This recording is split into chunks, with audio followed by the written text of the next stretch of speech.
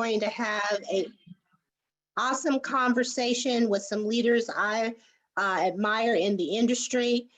For those of you that do not know, Richmond Neighborhood Housing Services is an affordable housing organization that supports and advocates quite strongly for ownership. But we understand that ownership may look and feel different to many. We are focused in the arena of the traditional mortgage down payment, paying a mortgage for 30 years. That may or may not work for some. We are in the power building work of saying that there is the power of and in both, not either or. So it was important for me as we changed the narrative of home ownership is making sure that people understood the different narratives of home ownership, our ownership in general. So we have, who I have respected for a number of years, Mr. Zachary Murray, who really educated me on land trust and has been a strong advocate in ownership, community ownership, and really in my mindset has set the stage of understanding the history of land trust, and is now sparked on his own doing consultant work, no longer one of ours in the Bay Area. He's moved out of California, but he is extending his evening with us now out of Atlanta, and I've asked him to be our facilitator. So I'm going to pass it on over to Zach to get the conversation going. Again, thank you so much for being with us this evening. Zach, take it away. Great. Thank you so much, Nikki, for the invitation to join you all tonight in this discussion around community land trusts, around real estate investment cooperatives, around shared equity home ownership. And so just to start with a few introductory remarks, again, my name is Zach Murray, and I lived in Oakland for a number of years and was formerly on staff at the Oakland Community Land Trust. And what you should know about community land trusts are that there are over 300 of them in the country, and there's a growing number every day. There are about a dozen community land trusts in the Bay Area, including the Oakland Community Land Trust, including Richmond Land, who we're going to hear from tonight, and Northern California Land Trust in Berkeley, South Bay Community Land Trust all the way in San Jose. And so this is an effort who, in many ways, its time has come. The community land trusts are rooted in the civil rights movement. They were started by civil rights workers in the rural South as an effort of helping to create stable, secure access to ownership for people by investing in community ownership and in collective wealth building. And over time, the model has evolved to become flexible with our needs. And so you all know in the Bay Area that we live in an extremely high cost market where access to ownership is a real challenge for most people. And so land trust exists specifically for the permanent benefit of low income people. And so the housing is what we call permanently affordable. However, it's not rental. Land trusts enable residents to build equity. And part of this equity building process helps folks to develop wealth over time. But land trusts are affordable to the next generation of homeowners who purchase the property through formulas that maintain permanent affordability. So with that, I'm going to turn it over to Mia from Richmond Land, who is going to share about the land trust, community land trust model happening right in your backyard. Mia. Thank you so much, Zach. Allow me a second while I bring up my slides and share my screen.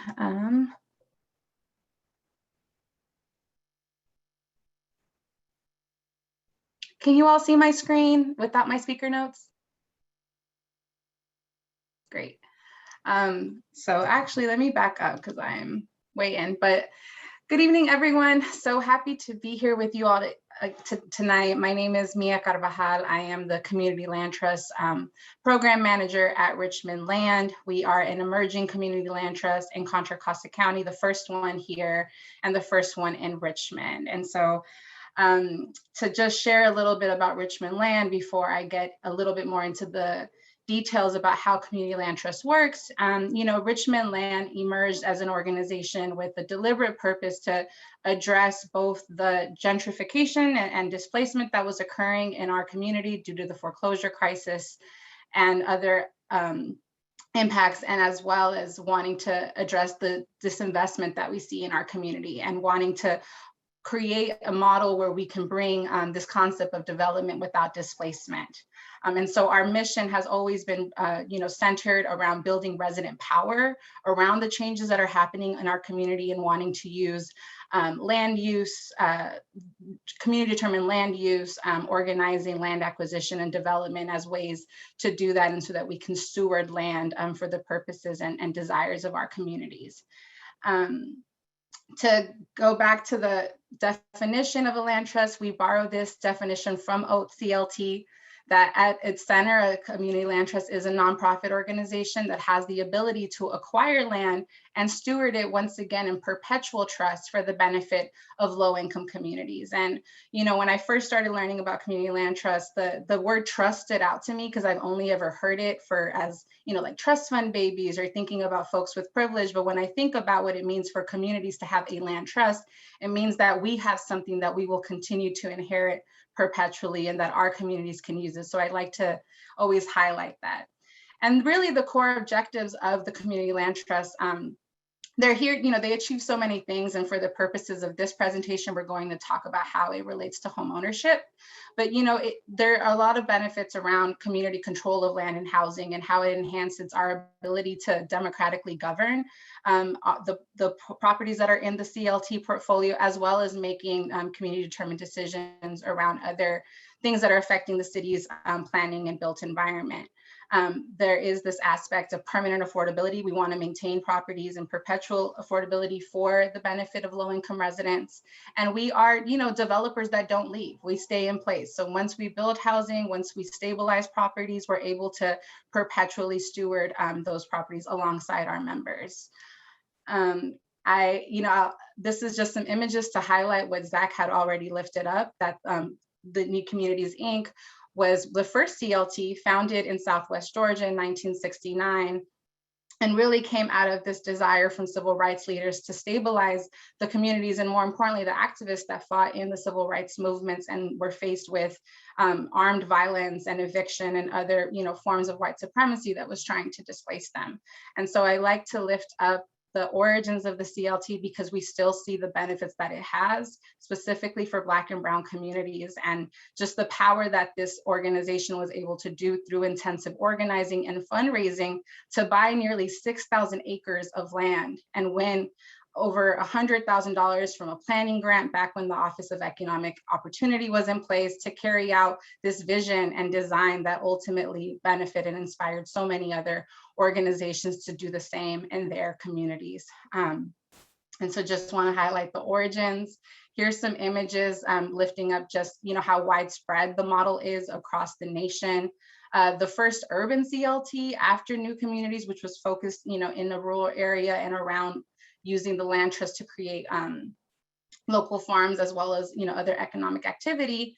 The first urban CLT popped up in 1980, and it was another 20 years had passed before the number, variety, and dispersion of CLTs had reached the point where it was fair to speak of a CLT movement. So today there are over 300 CLTs in 46 states, including DC and Washington, DC and Puerto Rico. And there are also now in the Bay Area over 24 CLTs. And like Zach's saying, some are emerging, by the year. So many are, and we're one of those more emerging CLTs. So before I get into just how this land trust works, I kind of want to ground us in really what we're here, what the land trust is offering our community, especially in the Bay Area, where it's so expensive to purchase homes. And so, community land trust, we utilize one of the strengths of the model is its flexibility to utilize a variety of housing models and tenure structures to stabilize residents and provide opportunities for affordable home ownership. And so I listed some of the more common forms. So, focusing on single family homes, duplexes, townhomes, even condominium structures can all exist in a CLT. And the ownership models can look differently from, just just stabilizing a family or just a single owner, to limited equity housing co-ops, where a group of tenants work with a CLT in devising an ownership structure. And even more recently, a few CLTs have been exploring lease to purchase models where they are able to hold the property in place while folks that are desiring to become homeowners can work up their capacity and their funding to eventually qualify for a pre-qualified mortgage to attain dual ownership. And so to get to the sense of, in my role as the Land Trust Program Manager, I've really been trying to understand how the Community Land Trust can fit and really be tailored to the needs that we see here in Richmond and West Contra Costa County. And so, as it's already been stated, it's really expensive to purchase homes here. So at the very basic level, CLTs do provide homeownership opportunities for residents who've been frozen out of the market. I mean, even myself, I can't afford a $700,000 home. So when I think about this model, I think about what are the ways that we can bring down costs, and the Land Trust model has proven to do that. And really the way that works is, the CLT would acquire a property either by renovating or building it, in case they are developers, and then they would sell the homes to low and moderate income buyers while retaining ownership of the land. The homeowners would lease the land from the CLT, usually for a small monthly fee, between $10 to $75, depending on the organization. The typical ground lease, which is the legal instrument that ties the ownership of the land that the CLT holds and the ownership of the building, lasts about 99 years, which is how we maintain that perpetual affordability in the event that it's sold. And this is what makes the CLT homes so affordable. You're only buying the building. And so the bottom right image is an image of a Houston CLT homes, where they've offered homeownership education and prepared homeowners to take out a mortgage from CLT friendly lenders, and also offering pre and post purchase support. And this is something that Richmond Land is excited to continue exploring in Richmond. We'll get into what we're looking at exploring in a minute. The other form that I think we can address the high rent area that we're in, and our ability to stay in place and build our what we call staying power, or right to return to our cities, is pursuing an acquisition rehabilitation strategy. So in this case, CLTs can acquire and rehabilitate already existing tenant occupied buildings that are being sold, and preventing displacement of those tenants as all of that instability is happening with the properties, and ultimately trying to convert those buildings to tenant ownership. So as a CLT pursues this strategy, they would manage the properties during a period of time before converting to single family or condominium homeownership or tenant ownership, whatever the structure that the tenants ultimately agree to. And the top left is an example from a Bay Area CLT recent project in Oakland, where they were able to purchase this building. I believe it was a 5-unit building, and these are the pictures of the current tenants who are now going to form an LEHC and become tenant owners of the building, which is really exciting and inspiring for us as we're exploring what this could look like in Richmond. Another aspect of how we build resident staying power, and I think as much as we're talking also about attaining homeownership, we also have to talk about retaining homeownership. And one of the things that we've been noticing in Richmond is just how Richmond, which is historically a Black community, has had a lot of Black home ownership. And in recent years, that's been threatened through the foreclosure crisis, through speculation from the real estate industry, really at risk of maintaining their assets. And so we've really been looking at the CLT as a tool for advancing and sustaining Black ownership legacies and Black and Brown ownership legacies, and by helping at-risk homeowners stay in put. And so the image here on the right is an image of Jocelyn Foreman, who was recently in the news for her success in being able to leverage and exercise a new law called SB 1079, where a community land trust was able to help her purchase the home she was renting that was in foreclosure. And so after Jocelyn had the help of her community to fundraise over $100,000, the community land trust was able to step in with the gap financing to cover the cost of buying the home. So she is now on a lease with NCLT. She's on a lease to purchase agreement with NCLT and will eventually become the homeowner. And so this is a way that CLTs can partner with financially distressed homeowners or tenants living in these homes and use SB 1079 to purchase foreclosed 1 to 4 unit apartments and match the highest auction price. And then another example that I think could be really helpful in our context, but just generally, is how CLTs are also supporting elders stay in place while, you know, in the event that they face something really catastrophic or a misfortune that puts them in a situation where they have to borrow against their equity in their home and putting them at risk of losing their home. There is a CLT program in Minneapolis, Project Sustain Legacy, and it takes advantage of the land trust model by buying the land underneath the home in order to lower the initial purchase price for the owner to retain it. And so so rather than the traditional CLT approach that we discussed in the last slide, the organization takes over the deed of land belonging to an existing homeowner, in this case, an elder who, you know, has tax liens or fees and fines that have been added to her property taxes. And in return, the city addresses, in turn for them, you know, partnering with the land trust, the city of Lakes addresses the outstanding tax liens, mortgage payments, and deferred maintenance. And so this is an example of how, you know, the CLT can also serve as a model for retaining home ownership, and it might be of interest to folks in our context. So how does the community land trust do all this, and what are the nuts and bolts of it? So generally, as a nonprofit organization, a community land trust has some key elements, namely that it usually has a defined service area. In our case of Richmond Land, we're based in Richmond, but we also serve certain areas of West Contra Costa County, namely San Pablo and unincorporated North Richmond. CLTs tend to be membership based, though that is not necessary. There are varieties of how CLTs sort of maintain accountability to community. The tripartite board structure is very much is a highlight of the community control aspect of the CLT model. At all times, there is this 3 equal groups of representatives between the leaseholders, the people who live on the CLT land, community members who live around the CLT land, and public stakeholders or traditional nonprofit stakeholders who can sort of add an extra value to the land trust model. And there's different types of CLTs, and I'm gonna move quickly because I know we're running up on time, but this image kind of gives you the process of how a land trust works to sort of how a land trust works. And I can share this at another point too with folks that have registered. Another key defining feature that gets to the permanent affordability is the separation of ownership of land and improvements.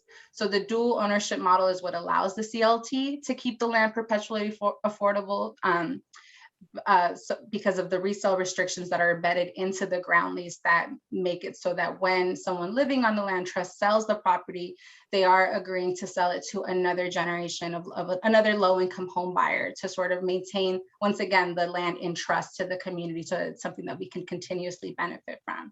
And by removing the land from the speculative market, the CLT can then sell the homes at a lower price than the market over and over again, using those resale restrictions stated in the ground lease.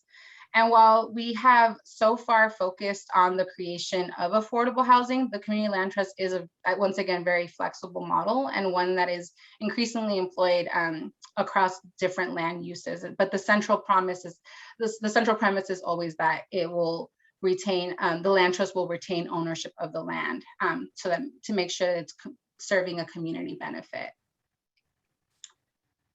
And then lastly, around perpetual affordability, the public benefit of this model is really that the CLT homes remain affordable in perpetuity with a one-time subsidy. And so if we were to attain a public subsidy and use it to acquire a property, once we take it off the market, we'll able to continue to use that property to serve low-income home buyers. And so by using those subsidies to offer a lower price initially, it allows for a lower price at resale and then again and again. And this creates a permanently affordable marketplace for generations to come and helping low-income home buyers with wealth creation while also shielding communities from speculators and preventing gentrification. And ultimately, and I put this chart here because I think and this is also from Oak CLT, it's important to really just see the contrast in how we measure land value. I think getting into this work and always having this question of like, why are, like, there was this meme on Twitter that said, like, you know, why are properties with 1980s appliances like requiring 3 times the rent? Why are they so expensive? And that's true. And the reality is that home prices really have inflated land values. In the Bay Area, our land value is based on our proximity to San Francisco, not necessarily on the quality of the building, not necessarily on things that we attach value to the building, which is our communities, the social cohesion that we have in place.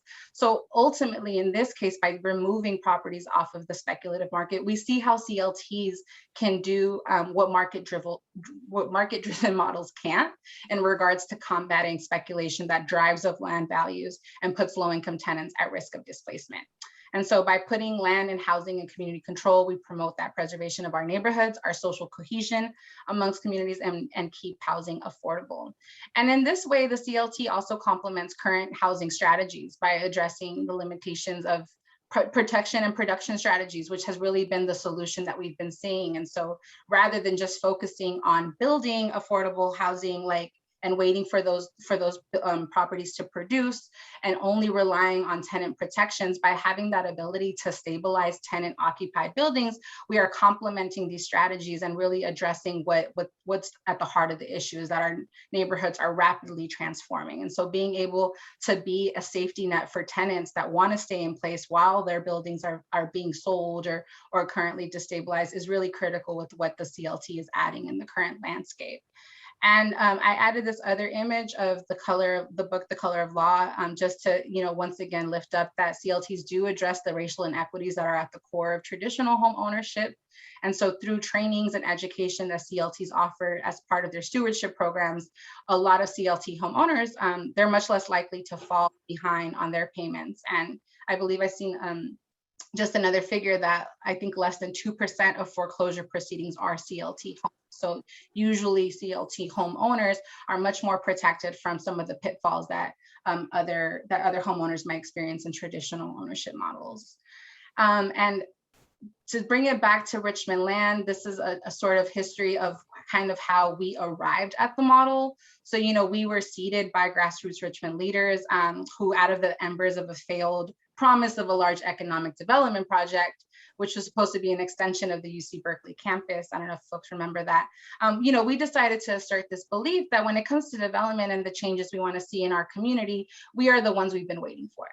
And so Richmond Land was created with the intention to build resident power and bring bottom-up solutions that we can move with our community, so that we can move our community from one that is surviving to one that's thriving.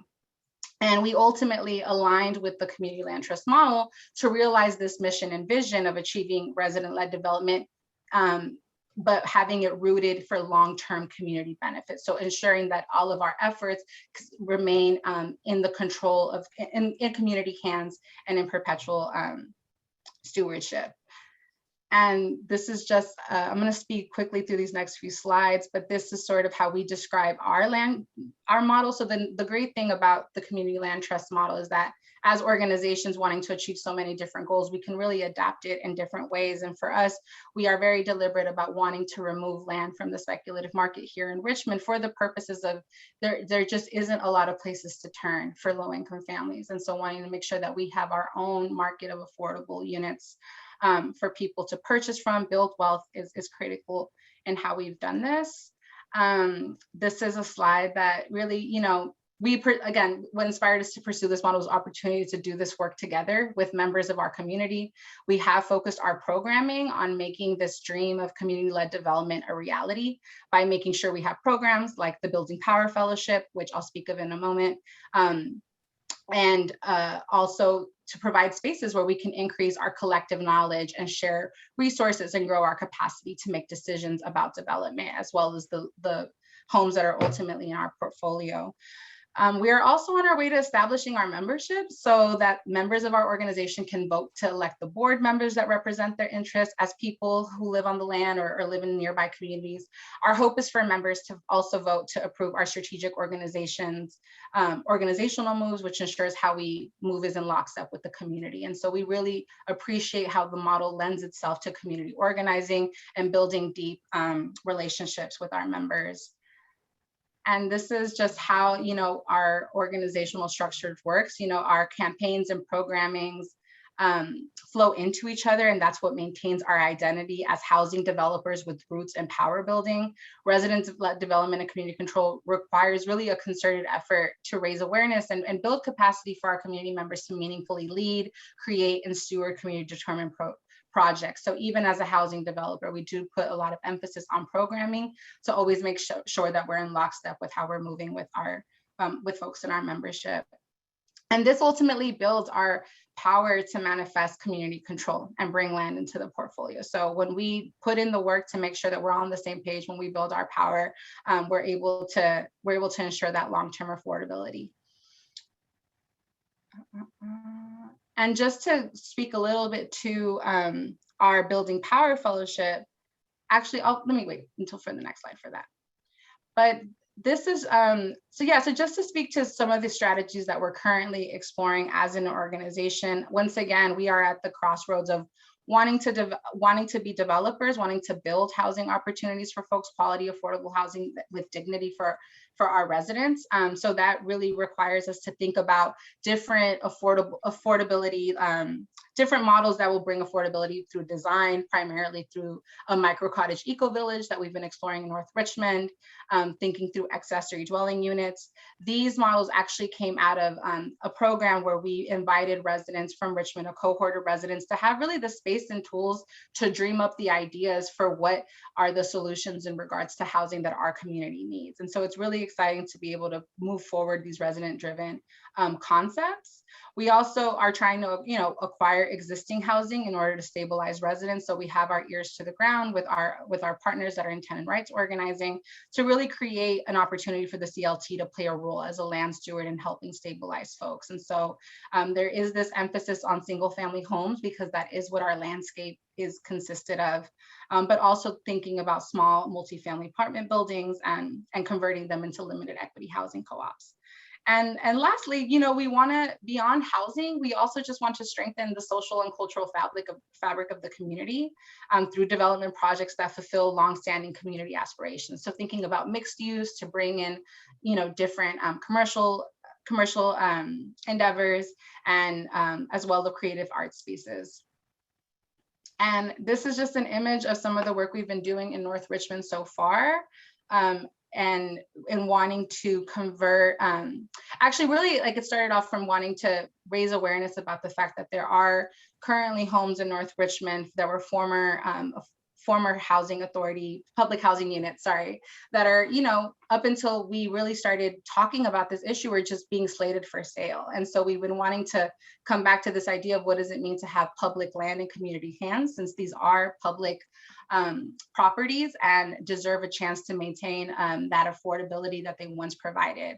And so these are a picture of our fellows, of the Building Power Fellows that were in our previous cohort, who designed the idea of what it would mean to have a North Richmond eco village, which would have smaller micro cottages, place where one of the former vacant sites would be, one of the former public housing sites would be, in order to create a village for really community stewards and people who cannot afford, who work in the community but can't afford to live here. And so this is an image just with what the current design has been looking like and some of the efforts that the fellows have worked through. And the project is really a result of over a year of participatory design leading to the co-creation of an innovative community project. So I will conclude in a moment, but yeah, just a picture of our fellows in the last community workshop. And so this is all to emphasize that the way we've really been using the model is to highlight, resident-led development, is to once again get back to this original purpose of we are the ones that we've been waiting for. We have the ideas, we have the tools to, go after the kinds of housing solutions that we need. And, just to say, if you want to stay in touch with us, learn more about us, I invite you to follow us on our social media platforms. I put them here on this slide, and also want to announce that we're hiring. So we have 3, really excited to announce that we will be expanding to sort of, make sure that we're sustaining our really exciting programs, and to also free up our capacity to do this work and start acquiring properties, developing, and maintain this effort. And here's my information in case anyone needs it. But thank you, Zach. You've given me way more than enough time to go through this, but excited to get into the discussion. Thank you, Mia. That was super exciting. We're really excited to learn about the work that's happening right in Richmond to help build community power and community ownership.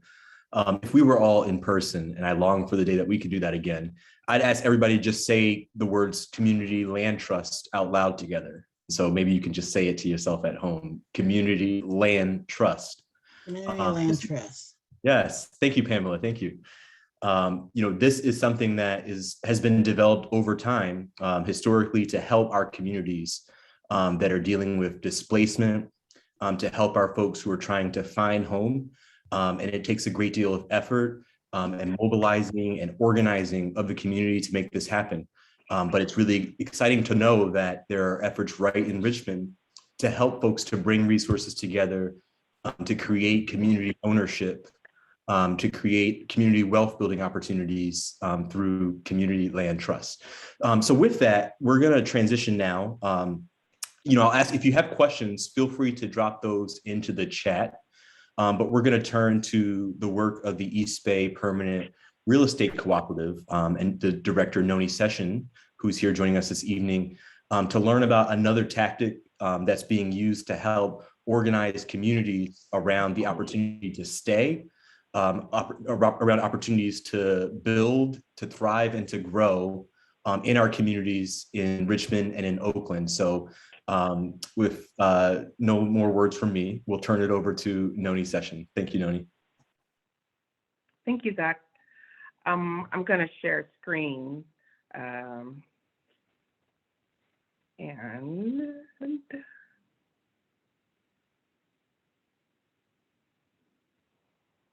there you are. Can you see my yellow presentation under the name East Bay Permanent Real Estate Cooperative? Great. Wonderful. Okay.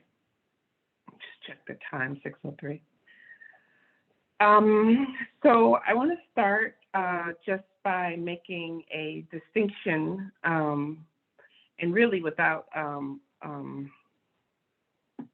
suggesting that one is more effective than the other, between East Bay Permanent Real Estate Cooperative and the Community Land Trust as an organizational configuration for finding ways to own and retain land permanently in a manner that is affordable to most of the folks who are rent burdened and strained for access to land. The PREC, or the Permanent Real Estate Cooperative, is a structure that is an agglomeration of some of the best practices we've seen across the field, and I'll cover that later. And what we do is we mimic the power of the community land trust by protecting the land through our bylaws. And I'll discuss a little bit more about that.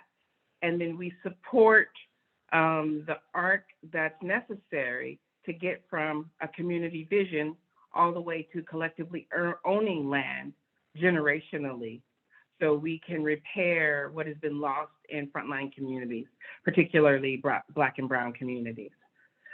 So just that as a sort of a baseline setting for a little bit of slightly abstract information I'm going to share before I get to the technicals and the anatomy of how we work. I also want to mention before we move forward that we have been in existence since we launched for public membership in December 2018. We were building infrastructure from about 2016 to 2018, bylaws, community vision. We had to change an initial securities law in 2015 called AB 816 to allow us to bring in community investment, or rather crowdfund our properties. So I give you a backward timeline just to give you a sense that although we've been in existence as a public membership organization since December 2018, so barely 4 years, there were 4 years of infrastructure and resource inputs that took place before that really fortuitous launch and much of the success we've been able to achieve since then. So we understand that when we're trying to build from the ground up, we know it's not an overnight process. It's something that takes us returning to our vision again and again. And since 2018, we have been able to move about $4 million in assets. We have one 4-unit apartment building that houses teachers and activists and educators and organizers. And we have a single-family home in Berkeley that has a detached dance unit, a detached dance studio, and we're housing working Black women artists. And we are about 2 weeks out from closing escrow on our first mixed-use acquisition, which is meant to anchor a Black arts revenue stream, and with the mix of commercial spaces that we'll be bringing to market at 50% of market rate because of the way that we crowdfund our capital. And we'll house about 4 commercial footprints of Black arts businesses and 3 residential units above, plus a farmer's market, a gallery, music space, a cafe. And really, we're working on a design, which is what we find the greatest part of the Correct model, that will support collective ownership and also a transformation of the asset into something that benefits many more people than just the folks who operate out of there and live there. So that's really the exciting part that 4 to 8 years gets us to. So all of that sweat, labor, time, relationships, risk-taking really ends in a place where we all hope to be as marginalized members of this nation, in a place where we can set our own vision together and create safety nets for one another as we do so, because we know it's risky in this place to try to own and control anything that has the kind of value that's marked by the capitalist economy we live in. So I just wanted to give you a little bit of the end story. So as I have to go into the details of the pre-story, you can kind of see the connection. So we are a people of color, Black and people of color led multi-stakeholder cooperative that takes land and housing off of the speculative market permanently to create affordable, community-controlled assets. When we say we're a multi-stakeholder cooperative, what that means is we have multiple owner categories that contribute to the full vision of who we are as East Bay Permanent Real Estate Cooperative, who we serve as East Bay Permanent Real Estate Cooperative, and also who serves us as members of the community. Because leadership and power is about serving and being served, about mutual aid. We seek to move the need to reinvest our communities out of this space of charity, this top-down situation where we're at the front doors of City Hall begging for our entitlements as citizens, and into relationships where we create resources with and for one another. And it's no small feat, but you have to aim for the stars, or we know where things end up.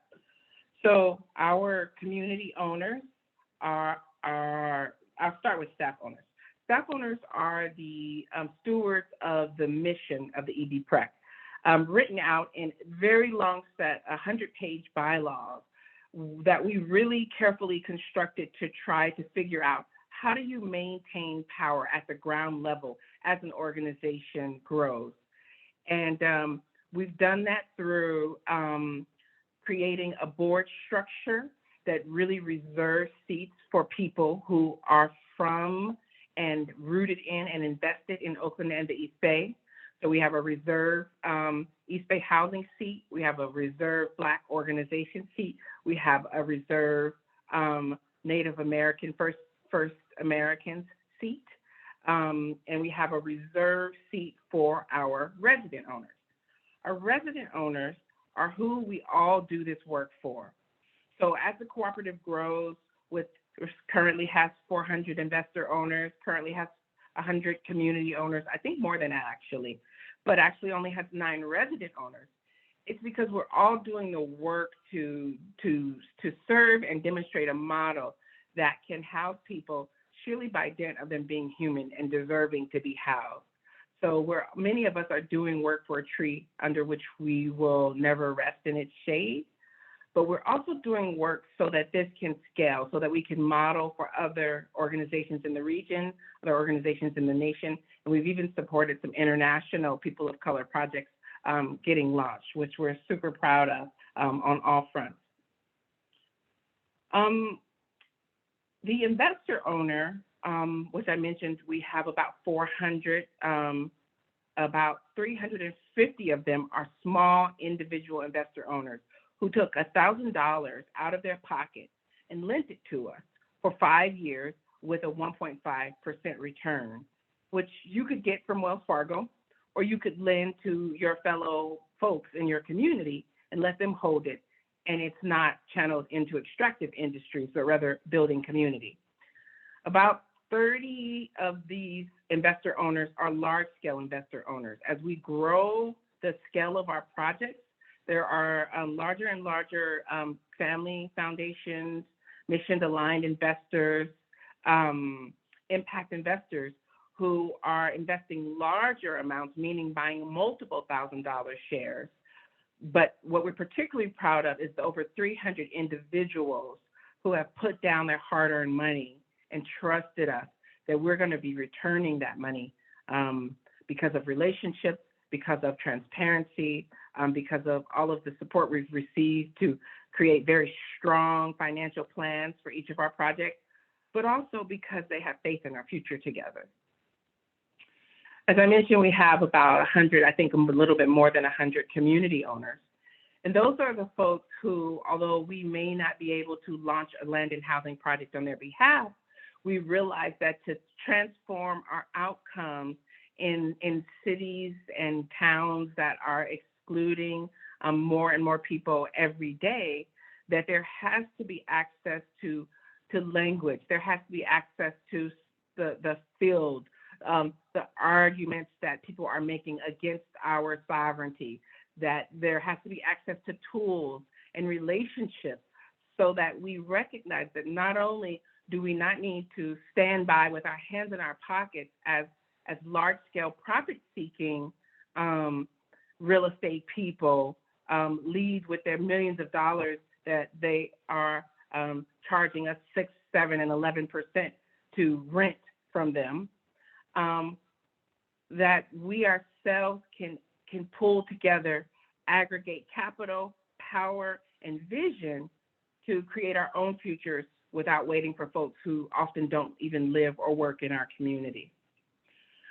So it's important to understand when we say multi-stakeholder that the cooperative in the multi-stakeholder cooperative is that we're trying to integrate many different sets of power from our community to create a whole entity, the East Bay Permanent Real Estate Cooperative, where we move with power by dint of our community expertise, by experience, by dint of excess capital that people want to share and put together, money, excuse me, when I say capital, I mean money, by dint of staff owners who are bringing skills to the table and a spirit of service to the table that allows us to keep doing the work of trying to incorporate our full community vision, even though we are imperfect in what we do.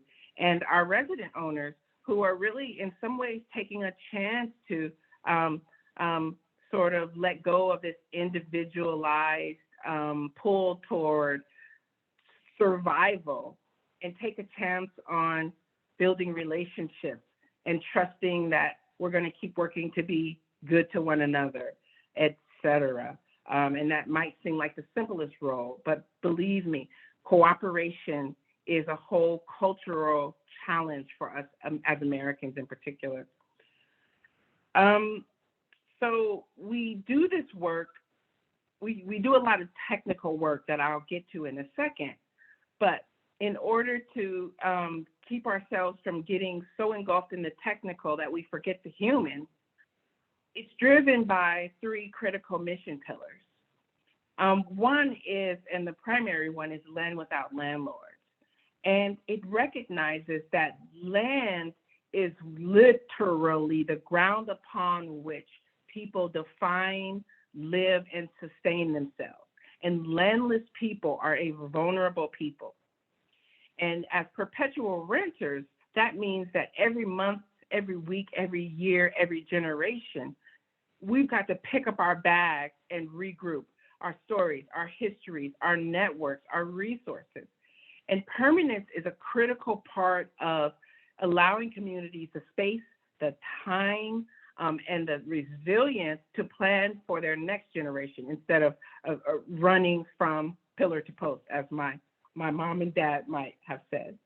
Our second mission pillar, restorative economics, really advocated by a really important thinker of our time, Namaka Agbo, who is now the CEO of Katali Foundation, which is deploying billions of dollars of impactful, and what we mean when we say impactful capital or money is low interest money that is not extracting subservience from the people and the projects to whom the money is loaned.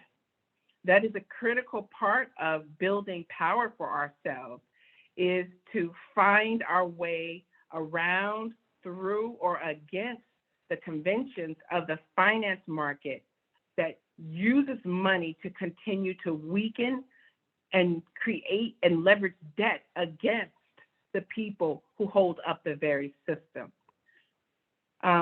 So we recognize that in bringing in impact investment or non-extractive investment in the ways that we discuss it, is that it allows us to heal or remediate not only the tangible consequences of dispossession, meaning the loss of access to land and power, but the intangible consequences of dispossession, the loss of access to communities, to skill sets, to leadership, to self-governance, to power over our ecosystem, right? And so we know that restorative economics means that we use money, we use capital to restore the systems that have been dismantled and used to weaken us as communities. Now that requires us to do some rethinking both inside and out. And that's the function of our third mission pillar, which is heal people power.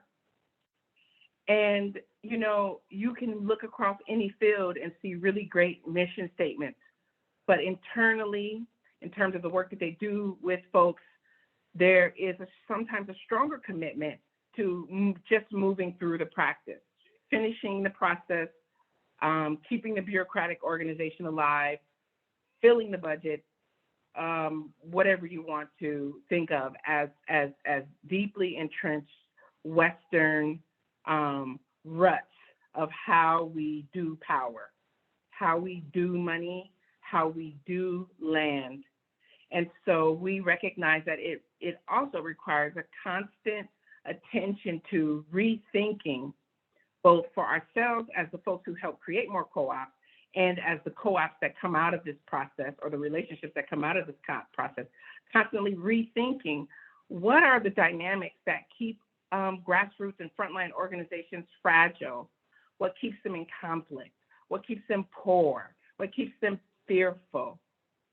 And these are questions that we have to recognize that the enemy is in us as well as with outside of us, right? We're fed on the tip of American capitalist individual achievement.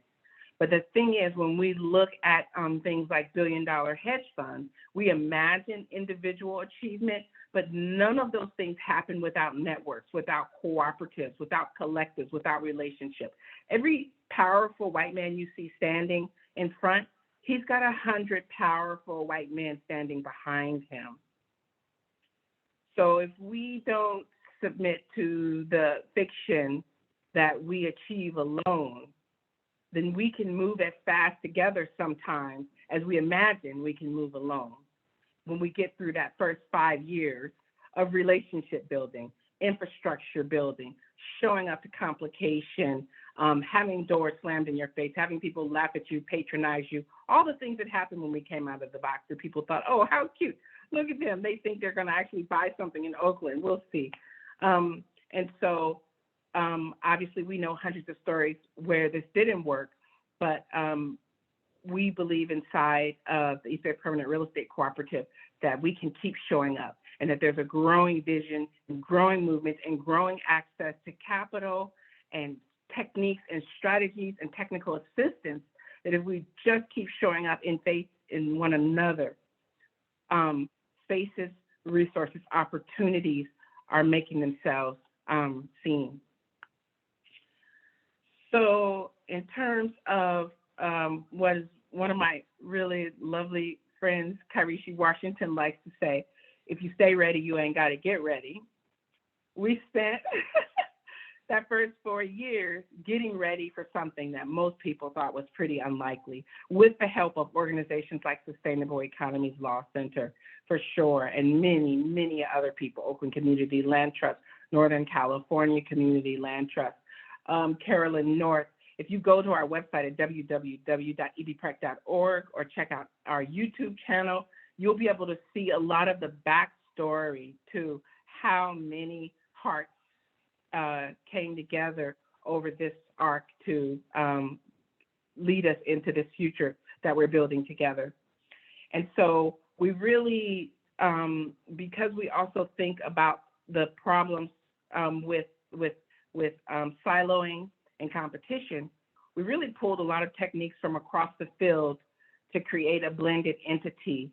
Not just because we knew that many of those elements, the paired elements were missing, but that we needed to model what it looks like when you put all the broken pieces back together.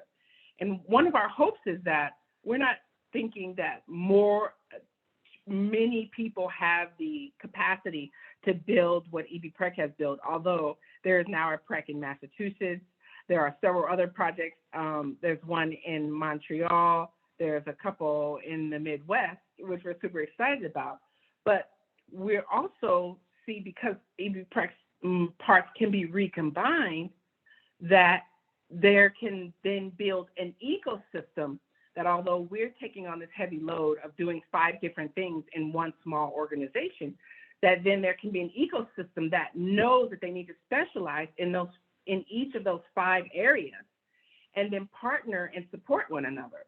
So you have organizations like the Seed Commons, who's doing what we do here under our identity as an investment co-op, where we bring in non-extractive or low-interest capital and deploy it back out to community-led projects, right? We do project development so that the projects are ready to be funded. We protect the land like the CLT does through our bylaws restriction, because we know that there has to be enough time and space for people to just take a minute, catch their breath, and breathe. We help people build out their cooperative and governance mechanisms, because we know that one of the challenges of frontline community organizations is the need for infrastructure and cultural agreements that help us ride through conflict and uncertainty and failure and success even. Success will break apart an organization in a minute, which is ironic and everything. We look to the worker cooperative to help us figure out what to do with our internal challenges, how to share power, how to model power, how to get through conflict, which I guarantee you, when you're in like 14 meetings a week, like I don't know what the percentage is of trouble, interpersonal trouble, but it can get pretty high if you're not constantly massaging the elements of what it means to cooperate radically. And I tell you, I'm super grateful for the people I work with, because if you leave it to me, I might just, hide under a blanket some days and bite my nails, because it's humanity. This place we live in is a hard way to go.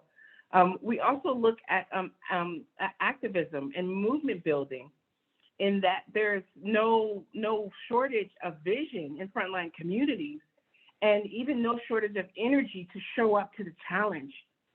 And so our question is like, what is the challenge now to leave communities with resources after they dissipate all their energy on pushing against structures that would keep us poor, that would keep us separate, that would keep us broken in some senses?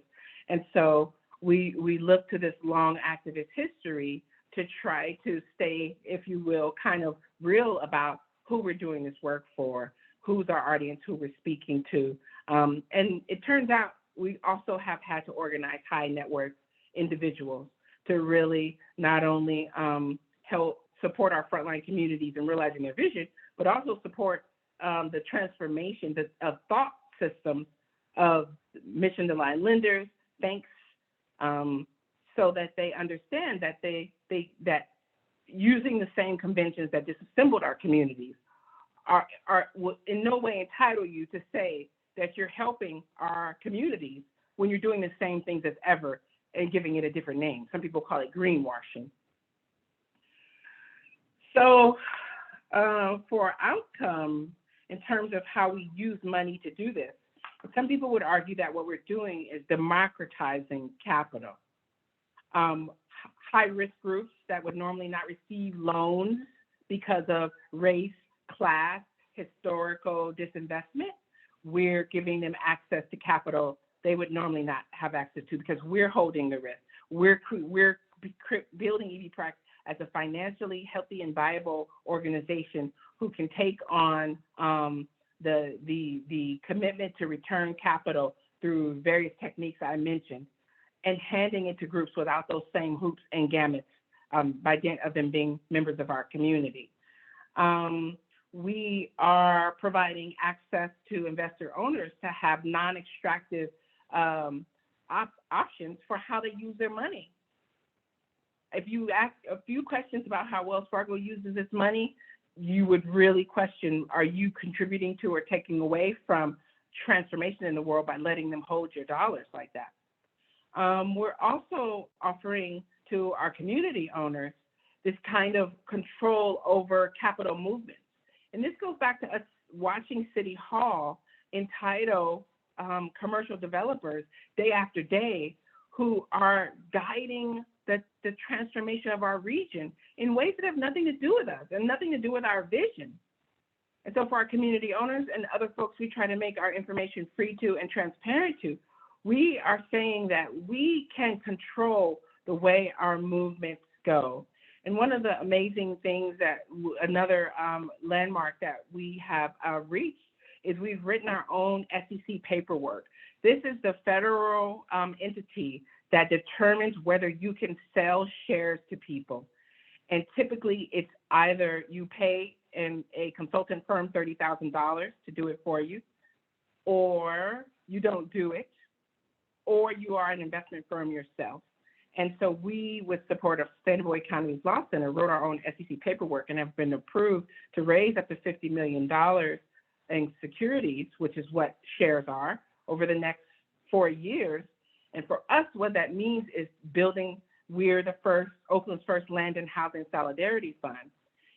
And we're building a pot of capital so we can move very quickly, or as quickly as is possible, given that we follow the pace of community and not commodities, but move as quickly as possible to bring more land and housing into community ownership. So for example, we're starting to look for our next project, even though we're just a week out of escrow and the mixed use project is going to take 2 years, because we know that development takes 9 to 29 months. We're starting to look for our next project, which is we're hoping will be a multi-unit apartment building of 15 to 20 units. And what that means is we're looking for new community owners, meaning folks who want to organize with one another to try to find that building that we would buy on their behalf and support them in building out a governance mechanism. What is important to know is that not everybody who wants to will be able to launch a project with EB-Prec, but everyone who wants to will have access to the advice, the support, the planning arc, and potentially other relationships or other resources that could support that outcome for them at the end of that process. So I just mentioned about how we use money, and this is really about wealth building and changing the flow of capital in frontline communities. Because as most of you know, when dollars circulate in white communities, they circulate about 11 times. And when they circulate in Black communities, they circulate about 1 time, because we do not own the means of labor. We are not paying each other for the goods and services that we need to survive. And so in order to increase that number of times we circulate, instead of paying money back to the bank, we pay money back to our community members. And we offer a lot of the benefits of ownership, meaning access to land and housing that's permanent, that you don't pay a rental rate forever as we pay down the cost of the project. You do the same thing as homeowners do. You only begin paying your maintenance and your emergency fees and your taxes, right? We're trying to figure out a formula to start to build a cash account for our resident owners. We haven't cracked that nut yet, but we're working on it. And so in addition to the wealth building for the people who are in that cycle of exchanging dollars, we also believe that wealth building comes from the education and the access as technical support. And so we have this sort of governance circle that we've wrestled over for 4 years, trying to make it accessible to as many people as possible, where we use communications to help build capital campaigns. We use education to help our resident owners and our community owners really step very carefully through all the steps of co-ownership and planning for co-ownership. We use community engagement and project development in order to really make our projects some of the strongest projects around, that then we can solicit low interest investment because there's a guaranteed return. And our outcome, no cook or crook, as my daddy would say, is a stable, autonomous cooperative, Black and Brown led, controlled, and co-owned. And that is my presentation. And sometimes I have trouble unsharing. So if you want to help me with my technical difficulties, Zach, that would be super duper awesome. Great. Well, thank you, Noni, for your presentation. Once again, since we're not all in person together, I just want to encourage everyone to say the words permanent real estate cooperative at home to yourselves, and to remember those words, permanent real estate cooperative. In addition to the community land trusts, which we learned about earlier today, the permanent real estate cooperative exists to leverage the energy when we come together and cooperate. And it brings both the ability to invest money, if you have that, but also the ability to invest energy, if you have that. And so sweat equity, as well as the green equity. And what both of these tactics that we learned about from Mia and from Noni are about is organizing the community to create new models, to create new mechanisms that are a bit less extractive and exploitive. And so I'm just honored to be a part of this conversation with two of the experts. If you go into their offices, it's like entering a science lab. They've got all these crazy formulas and things. It's a little bit above my pay grade, but it's really awesome to be in the conversation with you all to learn about this. And what I want to ask is that if folks have questions, for you to ask those in the chat, or to drop your name in the chat, and we'll get audience questions. And while we're waiting for the audience to give us some questions, I have a question for you all. and this is maybe from your laboratory, how do we make these mechanisms, these community ownership models that you're talking about, the community land trust and the permanent real estate cooperative, how do we make those work for more people? What's on the radar to get these to benefit and house and support more people? Mia, is it okay if I respond to that? Please do. Yeah, I think it's one of the reasons why I mentioned that 4 years before that public launch. Because what we need are our professionals who are committed to infusing our vision with the technical power that we need, right? We can't keep trying to sell each other our expertise right now. There's got to be an ethic of pro bono work, and there's got to be an ethic of creative approaches to what is it, to the posture that finance and real estate strategies are written in stone.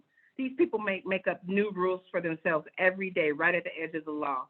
So if the bad people can work right at the edge of the law, the good people need to be working right at the edge of the law too, which is why I always come back to shouting out Sustainable Economies Law Center. That is what's needed, in my opinion.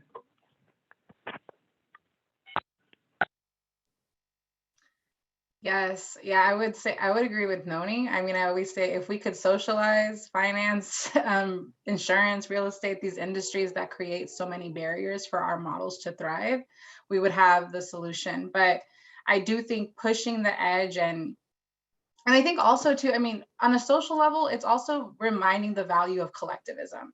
So much of the work is that people are, they see sometimes our models as like, oh, well, I can't have individual home ownership. So, but in this case, you're not really settling because both of our models are saying we got your back, which is a lot more than the bank you're taking a mortgage from or the real estate broker that you work with are going to say. And so I think that for us is to really socially go back to what collectivism means. And that's why I always lift up the civil rights roots of the CLT model, the indigenous forms of traditional governance, because our ancestors, they had the answers. They were stewarding this collectively with shared responsibility for for hundreds of years before we accepted credit and bills and this way of living, like, right? And how we currently do. And so I think that as individuals, we have to address like what our hesitancy is. And I think like as organizers, those that do this work, we have to highlight the benefits of collectivism by showing up. And so as nonprofits, I think one of the things I'm grateful that Richmond Land does is that we do spend a lot of time on our programming and figuring out like, well, what are the cultural strategies? What's the cultural revolution we need locally in order to enhance our ability to show our community that this is a way out, at least for those that desperately need it, those that really cannot afford to stay here, unless we are being proactive in providing opportunities for staying power.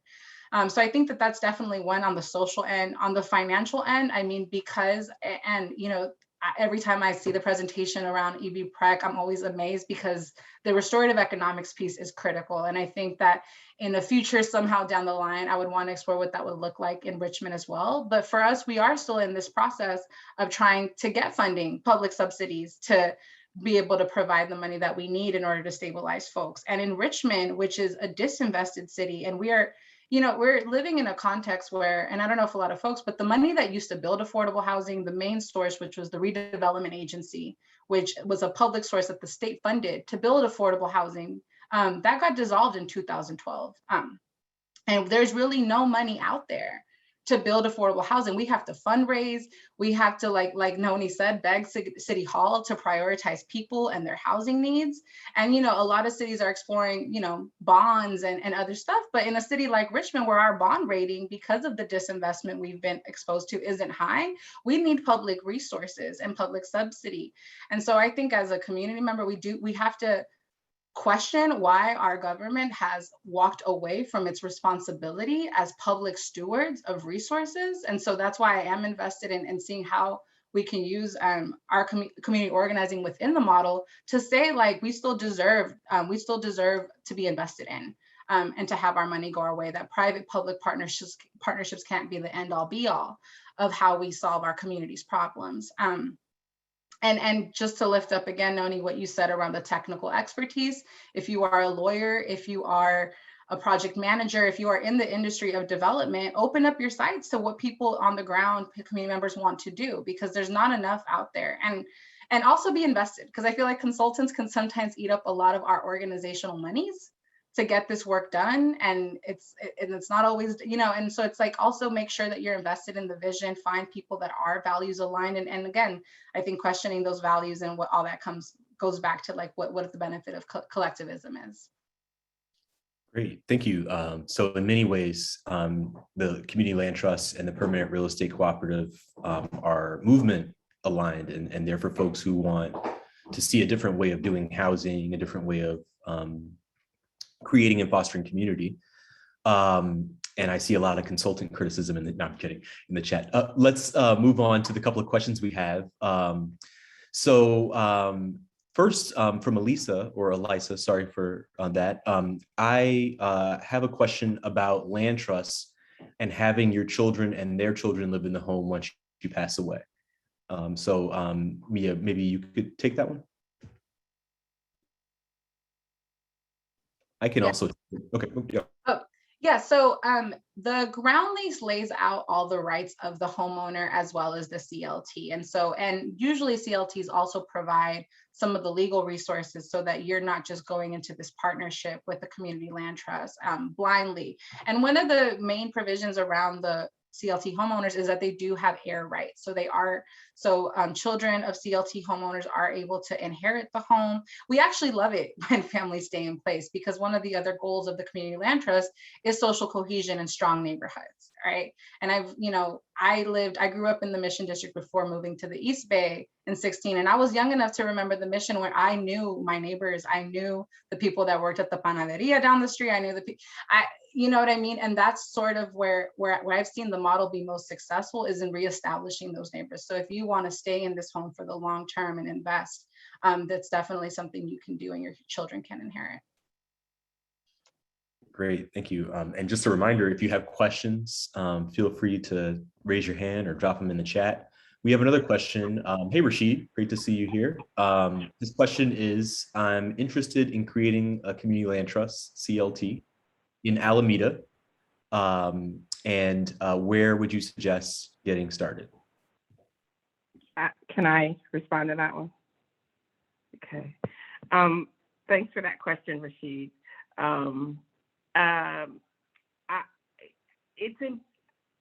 This is a new answer for me, because I've been spending with the pandemic and just being under a lot of stress because of the way that the world has sped up in this kind of electronic Zoom life. I've been making an effort to spend a lot of time outside of the East Bay. And that means I'm spending time in Sonoma and Marin and running across a lot of land where I'm like sort of driving out to the beach to catch my breath and still thinking about my 7,000 people who they claim there's no space for on this planet. You know, my billions of people sitting on the curb when there's so much open space. And starting to think about things like urban conservation and thinking about and sort of researching the origin of a lot of these more wild land trusts. And when Rashid asked the question, my first response was that you need to gather up a group of people who are invested in that vision, creating that land trust, right? EB-Prex started as a group of volunteers. It's 4 years of volunteering before we actually had a budget and launched. But something else happened in the midst of me sort of champing at the bit to answer that question for you, Rashid. It connected into Mia's challenge in Richmond, right? And to many of the land trusts that are launching right now in the East Bay and nationwide. is actually, if you look at all of these rural land trusts, they started around a piece of land. They built relationships. That piece of land was donated to them as their first asset or their first opportunity. And then around that land, they built the mission, they built the vision, they built donor networks, they built investment networks, they built technical skills, and more land flowed into the trust from there. The critical part is that first piece of land. And so then as that part is flowing into my answer to you, I'm asking myself, okay, but then how does that apply to EB Prec, given that we did not launch with a piece of land? What we did inherit, however, was a whole inheritance around networks. Sustainable Economies Law Center had done 2 to 3 years of footwork before we all showed up as volunteers. So they allowed us to inherit network relationships. They allowed us to inherit loans that were just on the threshold of being approved if they could demonstrate a viable project. And we showed up and demonstrated a viable project. We inherited faith and hope because energy has started to be built around a potential PREC. There's something about that first ball of asset, tangible or intangible, that's critical to the future of a land trust. That's what I would say. Thank you. Yeah, agreed. And if there's probably no better place to try to start a land trust than in the Bay Area because of the depth of organizing that's happening. And so just a couple of organizations to reference here would be Oak CLT. There's an effort as well in the unincorporated part of Alameda County called Eden Community Land Trust. The County of Alameda is actually starting a supportive housing community land trust, and they are hiring an executive director right now. And so there's just a number of great places to go in addition to Grounded Solutions Network, which is a national organization that helps support startup community land trusts. And also I'll share my contact as well in the chat, because you can reach out if you have questions about that as well. We do have one other question from Nicole T. And that question is a great one. It's, how do these models remain sustainable without compromising the integrity and vision?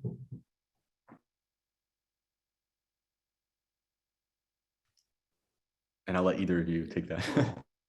Yeah, I could take a shot at that. And I think, so as young organizations, we're really fresh and eager, and we have our visions very clearly in front of us. And this is a question as we scale and as budgets and all of those things become realities that we're constantly confronted with, because at the end of the day, we're anti-capitalist housing models trying to exist in a world that does not want us to exist. And it's very easy to just fall in line and do business as usual.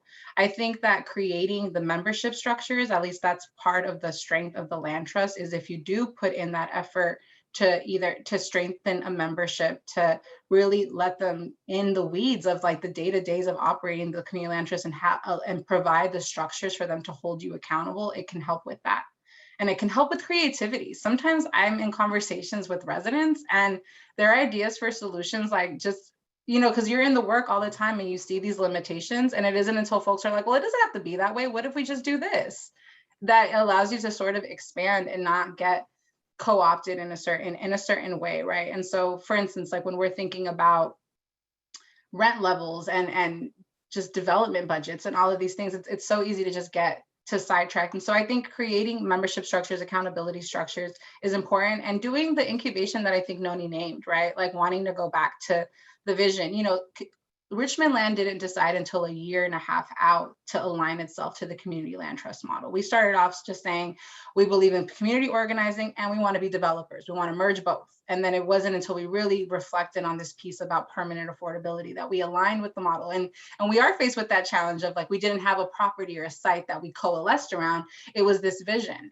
And so as we're going into development, we do have to recognize that what is it that we're doing that's holding us tied to that original vision. And so we're also lucky that we have Nikki Beasley on our board. We had a really strong group of board members and volunteers that wanted to realize us, that wanted to keep us accountable to that initial vision as well. And so just having people on your side that are not scared to speak up, that are really tried and true to what you're trying to do is essential. Nikki, did you want to ask a question? I wanted to make a comment as I'm listening. A couple of things that resonate for me is for those that are listening, what I'm hearing is, we don't have to be many churches. So just because you don't see it doesn't mean it doesn't exist. To really do your research and leverage the resources, because it's so much easier to attach yourself to something that already exists than trying to develop it on your own. I'm also hearing that it takes time, so you have to have the patience level. But what I'm also hearing, and I want to really make this clear, this is an opportunity to look at housing differently. Mia made a comment about, no one wants land trust. And I'm going to push back a little bit to say that us being a traditional mortgage model, so we are with that person who wants down payment assistance, wants to buy a home. We have to be okay to know that there are different ways to achieve home ownership and that it's not an exclusion of one or the other. And it is the power of and in both.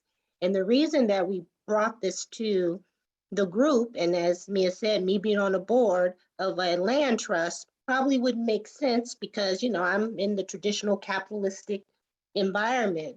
But I believe, as most housing practitioners should believe, if we can't do it, what other resources are out there that we can bring to community if truly community is the end result that we're trying to solve for?